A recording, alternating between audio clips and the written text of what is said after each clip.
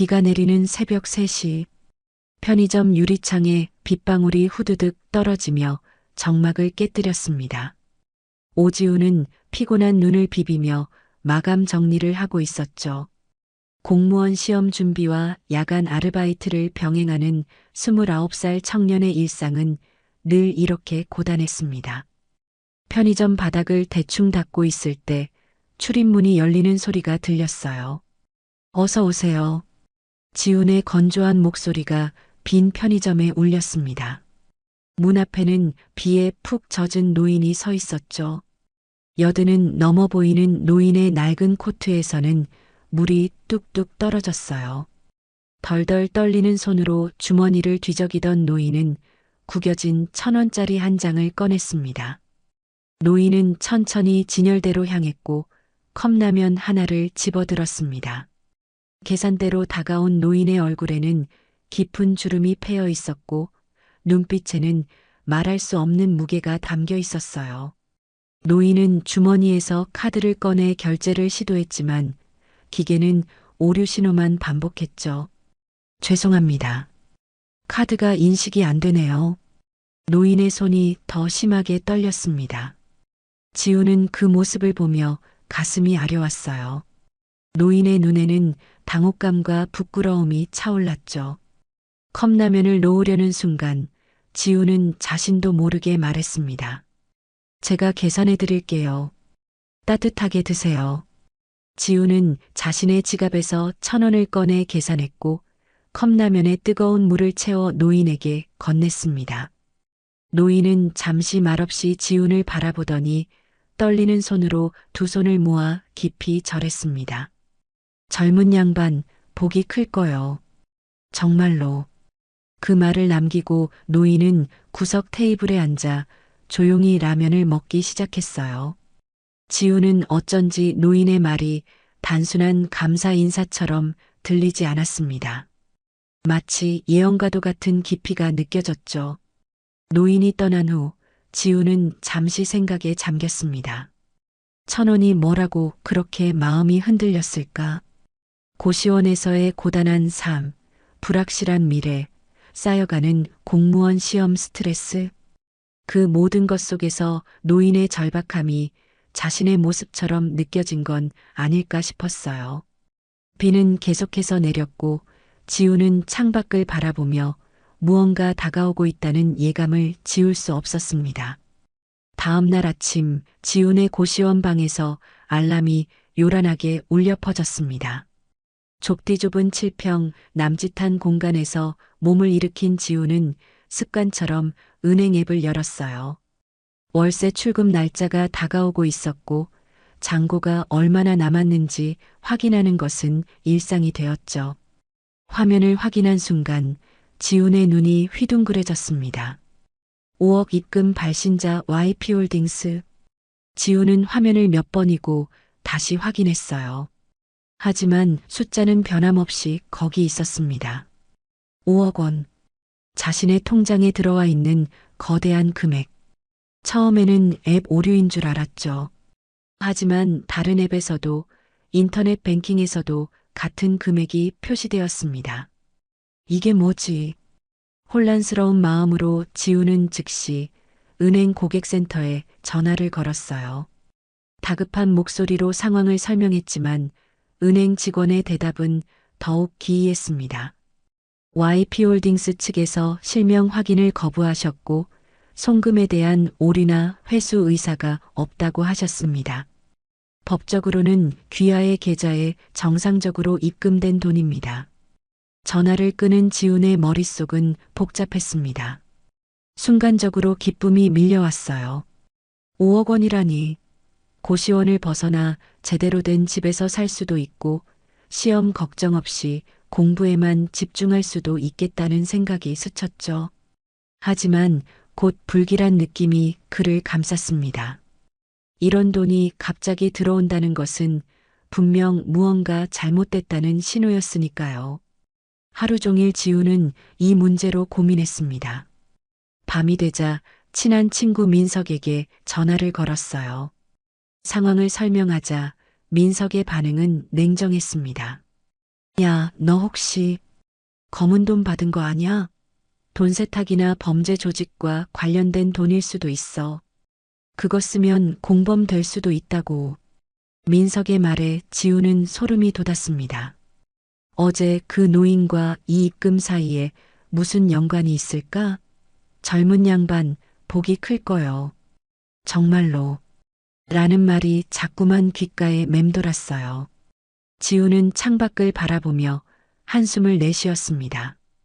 은행에 돈을 돌려주려 해도 발신자가 특정되지 않았고 그냥 쓰기에는 너무 불안했죠. 복잡한 감정 속에서 지우는 일단 돈에 손대지 않기로 결심했습니다. 하지만 잠깐의 행복감과 동시에 알 수 없는 두려움이 그의 마음속에 자리 잡았어요. 고시원 좁은 창으로 들어오는 달빛이 지훈의 얼굴을 비추었습니다. 내일은 또 편의점 야간 알바가 있는 날. 평소와 같은 일상을 보내려 했지만 그의 인생은 이미 돌이킬 수 없는 방향으로 흘러가고 있었습니다. 편의점 유리창을 통해 들어오는 가로등 불빛이 지훈의 얼굴을 희미하게 비췄습니다. 평소와 같은 야간 근무였지만 오늘따라 지훈은 온통 신경이 곤두서 있었죠. 계속해서 주변을 살피게 되는 자신을 발견했습니다. 계산대 앞에서 진열대를 정리하던 중 문득 유리창 밖에 주차된 검은색 대형 차량이 눈에 들어왔어요. 차 안에서 누군가가 카메라 같은 것을 들고 있었습니다. 지우는 순간 숨이 멎는 것 같았습니다. 그 카메라는 분명 자신을 향하고 있었어요.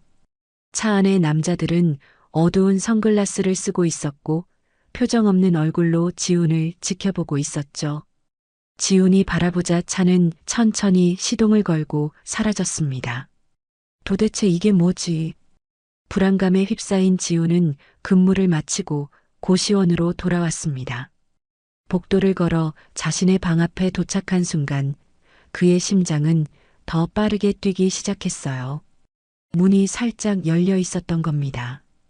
분명 출근할 때 문을 잠그고 나왔는데 말이죠. 조심스럽게 문을 밀고 들어가니 방 안은 언뜻 보기에 평소와 같았습니다. 하지만 뭔가 이상했어요. 지우는 곧 그것이 무엇인지 알아차렸습니다. 책상 위에 있어야 할 노트북과 침대 옆에 두었던 태블릿이 사라졌어요. 누군가 다녀간 흔적이 역력했습니다. 지우는 급하게 경찰서로 달려갔습니다. 도난 신고를 하려 했지만 경찰의 반응은 예상 밖이었죠. 다른 물건은 안 없어졌나요? 귀중품이나 현금은요? 문제 없는 듯 보이네요. 고시원은 보안이 약해서 종종 이런 일이 있습니다. 경찰은 형식적인 신고 접수만 하고 더 이상의 조치를 취하지 않았습니다. 지우는 더 말을 해봤자 소용없을 것 같아 경찰서를 나왔어요. 다음 날 지우는 편의점 동료에게 부탁해 어젯밤 CCTV 영상을 확인했습니다. 저번 새벽에 온 그 노인의 모습을 다시 보고 싶었죠. 하지만 영상을 돌려보던 지우는 충격에 입을 다물지 못했습니다. 노인이 있어야 할 자리에는 흐릿한 블랭크만 있었어요. 노인의 얼굴뿐만 아니라 몸통까지 마치 영상에 존재하지 않는 사람처럼 지워져 있었습니다. 어떻게 이런 일이? 지훈의 혼란은 더욱 깊어졌습니다. 모든 것이 비현실적으로 느껴졌어요. 5억 원의 입금, 노인의 사라진 형체, 그리고 자신을 감시하는 듯한 검은 차량의 남자들. 이 모든 것이 어떻게 연결되어 있는지 그는 알지 못했지만 한 가지 확실한 것은 자신이 위험에 처해 있다는 사실이었습니다. 옅은 공포감이 지훈의 등을 타고 올라왔습니다. 누군가 자신을 지켜보고 있다는 감각, 그것은 이제 망상이 아닌 현실이 되어버렸어요. 편의점 야간 근무를 마친 지훈은 어깨에 전날의 무게가 그대로 내려앉은 듯 했습니다.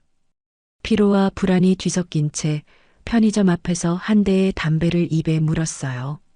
타오르는 담배 끝이 어둠 속에서 붉게 빛났죠. 담배 연기를 깊게 들이마시며 자신의 처지를 곱씹고 있을 때였습니다. 툭! 누군가 뒤에서 지훈의 어깨를 가볍게 쳤습니다. 놀라 뒤돌아보니 모자를 깊게 눌러 쓴 남자가 무표정한 얼굴로 서 있었어요. 말없이 지훈의 손에 작은 메모지 하나를 쥐어주고는 빠르게 사라졌죠. 지훈은 떨리는 손으로 메모지를 펼쳤습니다. 너가 받은 돈 그냥 갖고 있는 게 최선일 수도 있어. 넘겨다 보면 피 본다. 글자 하나하나가 심장을 찌르는 듯 했습니다. 지훈은 주변을 둘러보았으나 아무도 보이지 않았습니다. 방금 그 남자는 마치 안개처럼 사라져버렸죠. 담배를 땅에 떨어뜨리며 지훈은 걸음을 재촉했어요. 머릿속에는 온통 방금 받은 협박 메시지뿐이었습니다. 고시원에 도착한 지훈은 문을 잠그고 침대에 쓰러졌습니다. 천장을 바라보며 상황을 정리해 보려 했지만 현실감이 없었어요. 어떻게 이런 일이 자신에게 일어날 수 있는지 도무지 이해할 수 없었습니다. 아무 생각 없이 천장을 응시하던 그 순간 지훈의 눈에 작은 붉은 점이 들어왔습니다. 방 창문을 통해 들어온 희미한 빨간 점이 천장에서 벽으로, 벽에서 바닥으로 움직였어요. 레이저 조준기. 지훈은 순간적으로 상황을 파악했습니다. 누군가가 바깥에서 자신을 겨냥하고 있었습니다. 극도의 공포에 사로잡힌 지훈은 본능적으로 바닥으로 몸을 던졌습니다. 심장이 터질 듯이 뛰는 가운데 그는 최대한 낮은 자세로 기어 방을 빠져나왔습니다. 복도에 도착해서야 겨우 숨을 쉴 수 있었어요. 이대로는 안 돼. 지훈은 고시원을 뛰쳐나와 근처 모텔로 향했습니다. 그날 밤 그는 모텔방 구석에 웅크린 채 밤을 지새웠습니다. 창문은 커튼으로 단단히 가리고 문은 의자로 막았죠. 불안과 두려움이 그를 온전히 사로잡았습니다. 새벽녘 지훈은 핸드폰을 켜고 인터넷을 검색했습니다. YP홀딩스에 대한 정보를 찾아보려 했지만 어떤 결과도 나오지 않았어요. 그저 유령 같은 회사일 뿐이었습니다. 이 상황을 누구에게 도움을 청해야 할까 고민하던 그때 지훈은 예전 고시원 룸메이트였던 준영이 생각났습니다. 준영이라면 도움을 줄 수 있을지도. 준영은 인터넷 뒷세계의 밝은 친구였습니다. 컴퓨터와 해킹에 관한 한준영만한 사람이 없었어요. 지훈은 결심했습니다. 내일 준영을 찾아가기로. 이대로 당할 수만은 없었으니까요. 모텔 창문 틈으로 들어오는 희미한 새벽빛 속에서 지훈의 얼굴에는 결의가 서렸습니다. 두려움과 함께 이제 분노도 피어오르고 있었습니다. 이른 아침부터 지훈은 성남 변두리에 있는 준영의 원룸을 찾아 나섰습니다. 버스를 2번 갈아타고 좁은 골목길을 지나 낡은 건물 3층에 도착했어요. 문을 두드리자 잠시 후 헝클어진 머리의 준영이 나타났습니다. 지훈이? 이게 얼마만이야? 근데 얼굴이 왜 그래? 귀신이라도 본 것 같은데. 지훈은 방 안으로 들어서며 모든 상황을 설명했습니다. 노인과의 만남부터 시작해 5억 원의 입금, CCTV에서 지워진 노인의 형체, 그리고 어젯밤의 협박까지. 준영은 지훈의 이야기를 듣고 심각한 표정을 지었습니다. 이건 심상치 않은데. YP홀딩스라고? 내가 한번 추적해 볼게. 준영은 여러 대의 모니터가 놓인 책상에 앉아 키보드를 두드리기 시작했어요. 지훈은 초조한 마음으로 준영의 작업을 지켜보았습니다. 1시간 가까이 지났을 때 준영이 입을 열었죠. 이건 정말 이상해. YP홀딩스는 공식적으로 존재하지 않는 기업이야. 등기부는 20년 전에 폐기되었고 주소지로 등록된 곳은 미군 기지 인근 허름한 창고밖에 없어. 지훈은 더욱 혼란스러워졌습니다. 준영은 계속해서 설명했어요. 이 돈의 흐름을 추적해 봤는데 홍콩을 거쳐 한국으로 들어온 자금이야. 근데 더 이상의 추적은 불가능해. 너무 철저하게 세탁된 자금이라. 지우는 준영에게 물었습니다. 그럼 우리가 할 수 있는 일은 뭐야? 준영은 잠시 생각하더니 말했어요. 일단 그 창고부터 확인해 보자. 단서가 있을지도 모르니까. 그날 오후 두 사람은 서울 외곽의 한 산업단지에 도착했습니다. 주소지로 안내된 곳은 녹슨 철문이 달린 오래된 창고였어요. 주변은 이상할 정도로 한적했고 창고 주변에는 감시 카메라가 설치되어 있지 않았습니다. 준영의 기술로 잠금 장치를 열고 두 사람은 창고 안으로 들어섰어요. 내부는 먼지투성이었지만 한쪽 구석에 금고가 놓여 있었습니다. 그 옆에는 오래된 책상과 서류 더미가 있었죠. 이건 준영이 서류를 살펴보며 말했습니다. 낡은 수기 메모들이었어요. 대부분 1979년부터 90년대까지의 기록이었습니다. 1979년 12월 12일자 2억엔 입금 확인. 이후 세탁 경로는 코리아노 은행에서 홍콩으로. 지우는 메모를 읽으며 충격에 빠졌습니다. 이것은 단순한 돈의 흐름이 아니었어요. 수십 년간 관리된 정치 비자금의 흐름을 기록한 증거였습니다. 지우는 이제 자신이 받은 5억 원이 단순한 돈이 아닌 거대한 권력의 흔적임을 깨달았어요. 지우나, 이건 위험한 정보야. 우리가 이걸 본 것만으로도 생명이 위험할 수 있어. 준영의 말에 지우는 긴장했지만 한편으로는 이 모든 것의 진실을 알고 싶다는 욕구가 커져갔습니다. 그때 창고 밖에서 차 소리가 들렸어요. 지훈과 준영은 급히 서류 몇 장을 챙겨 창고 뒷문으로 빠져나왔습니다. 차에 올라타 달리는 동안 지훈의 머릿속은 복잡했습니다.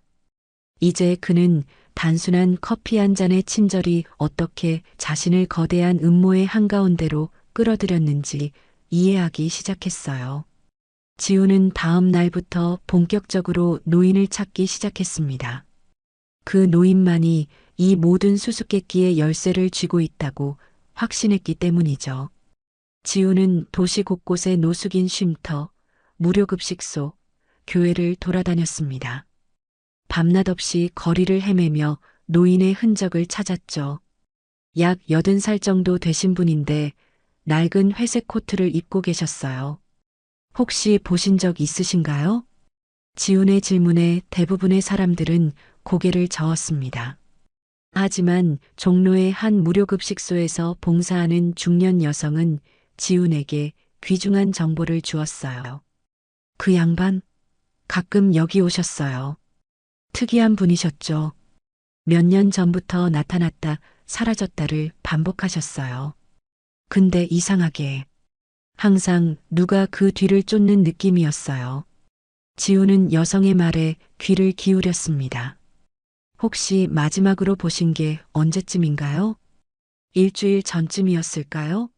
그날도 평소와 같이 조용히 식사하시다가 누군가의 전화를 받고 급히 나가셨어요. 걱정돼서 따라가 봤더니 동대문 쪽 폐건물로 들어가시더라고요. 그날 오후 지우는 여성이 알려준 폐건물을 찾아갔습니다. 버려진 오피스 빌딩은 철거 예정이었고 출입금지 테이프가 둘러쳐져 있었어요. 주변을 살피며 몰래 건물 안으로 들어간 지우는 층층이 올라가며 노인의 흔적을 찾았습니다. 옥상에 도착했을 때 지훈의 가슴이 쿵 내려앉았습니다. 그곳에는 아무도 없었지만 바닥에 놓인 하나의 쪽지가 눈에 들어왔어요. 떨리는 손으로 쪽지를 집어들었습니다. 너는 이제 선택해야 한다. 나처럼 도망칠 수도 있고 맞설 수도 있다. 지훈은 쪽지를 읽고 또 읽었습니다. 노인이 자신을 위해 남긴 메시지였음이 분명했어요. 옥상 난간에 기대어 서울 시내를 바라보며 지훈은 깊은 생각에 잠겼습니다. 도망친다는 것은 무엇을 의미하는 걸까? 맞선다는 것은? 두 선택 모두 그에게는 너무나 모호했습니다. 지훈이 돌아서려는 순간 옥상 문이 열리는 소리가 들렸어요. 누군가 올라오고 있었습니다. 지훈은 급히 몸을 숨기고 상황을 지켜보았죠. 두 명의 남자가 옥상에 나타났습니다. 검은 정장을 입은 그들은 지훈이 편의점 앞에서 봤던 그 차량에 있던 남자들이었어요. 아직도 못 찾았어? 그 노인을 반드시 찾아야 해. 자금 흐름이 노출되면 우리 모두 끝장이라고. 찾고 있습니다. 하지만 이번에도 흔적만 남기고 사라졌습니다. 유일한 단서는 그 노인이 편의점 알바생에게 건넨 메시지뿐입니다. 지훈은 심장이 멎는 것 같았습니다. 그들이 말하는 편의점 알바생은 바로 자신이었죠. 두 남자는 잠시 더 대화를 나눈 후 옥상을 떠났습니다. 지훈은 그들이 완전히 사라진 것을 확인한 후에야 숨통이 트였어요. 옥상에서 내려오며 지훈은 이제 자신이 더 큰 위험에 처했음을 실감했습니다. 노인은 사라졌고 그를 찾는 사람들은 점점 가까워지고 있었죠. 시간이 얼마 남지 않았습니다.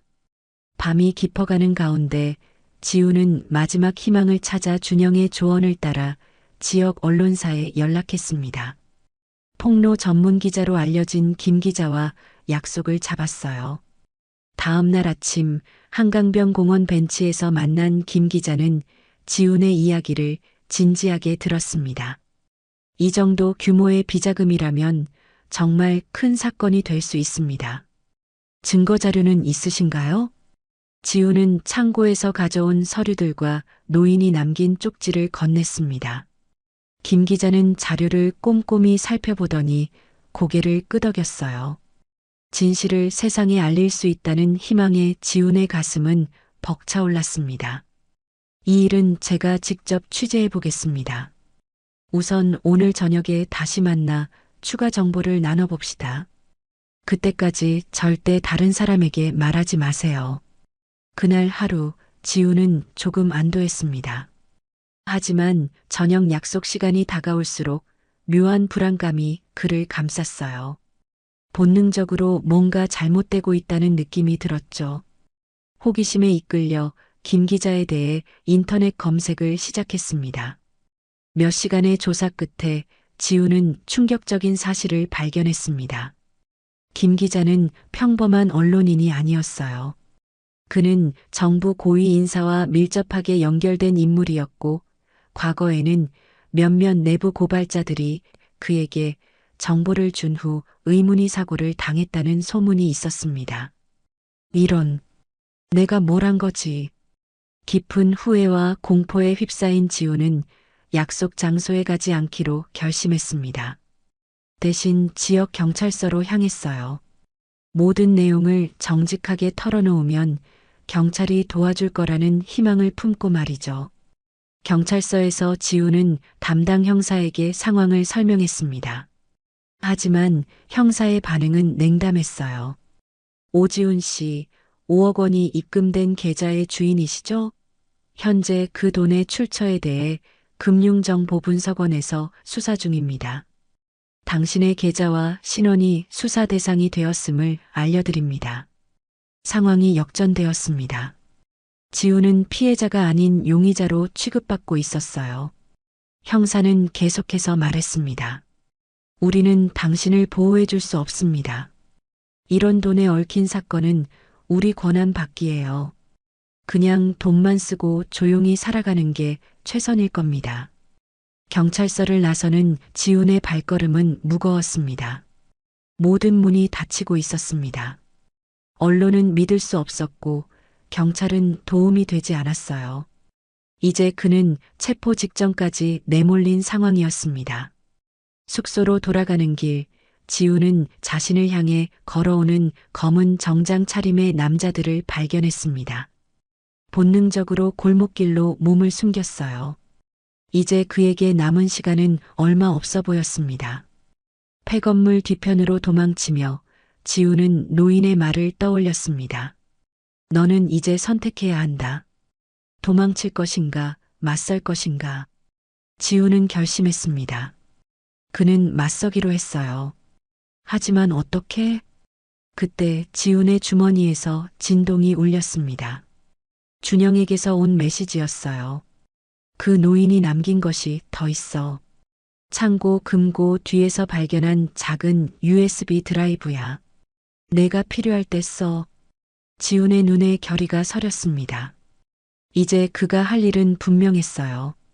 폭우가 쏟아지는 밤, 지훈은 준영의 원룸문을 두드렸습니다. 검은 우산 아래 숨은 그의 얼굴은 결의로 가득 차 있었어요. 문이 열리자마자 지훈은 안으로 뛰어들어갔습니다. USB는 어디 있어?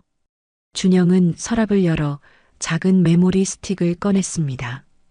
그것은 평범해 보였지만 두 사람 모두 그 안에 담긴 내용이 평범하지 않다는 것을 알고 있었죠. 이거 분석해 봤는데 완전 폭탄이야.